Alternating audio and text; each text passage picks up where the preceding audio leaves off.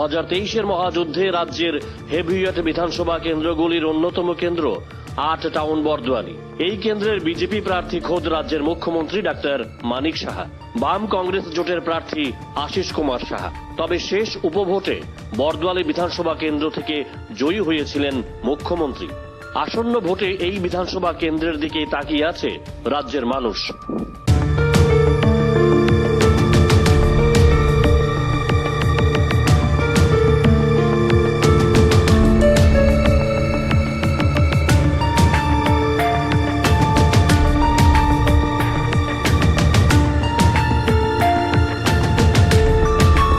নির্বাচনে মুখ্যমন্ত্রীর মূল লড়াই হবে জোটের প্রার্থী আশিস কুমার সাহার সঙ্গে।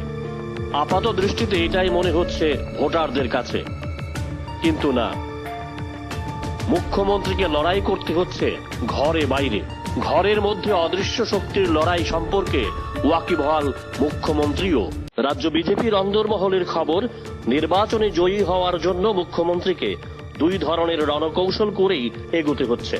প্রথমে নজর রাখতে হচ্ছে ঘরের প্রতিপক্ষদের উপর, এরপর নজর দিচ্ছেন বাইরের প্রতিপক্ষের উপর।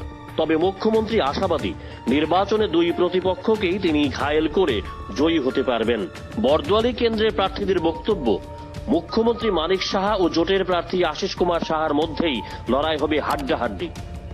লড়াই দারুণভাবে উপভোগ করতে পারবে আমজনতা, কিন্তু বাইরের শক্তি থেকেও ঘরের অদৃশ্য শক্তি নিয়ে ভাবিয়ে তুলছে মুখ্যমন্ত্রীকে।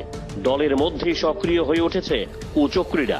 মুখ্যমন্ত্রী দলীয় ষড়যন্ত্র সম্পর্কে ওয়াকিবহাল, তাই হিসেব করেই তিনি পা ফেলছেন এবং ঘরে বাইরে প্রতিদ্বন্দ্বীদের ভোটের ময়দানে নাশ করার জন্য অপারেশন বরদোয়ালির নীল নকশা রচনা করেছে মুখ্যমন্ত্রী শিবির।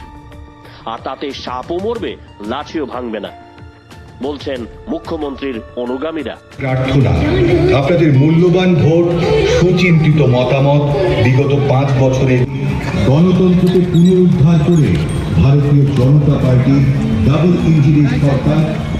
Bureau report, Jam 24 news.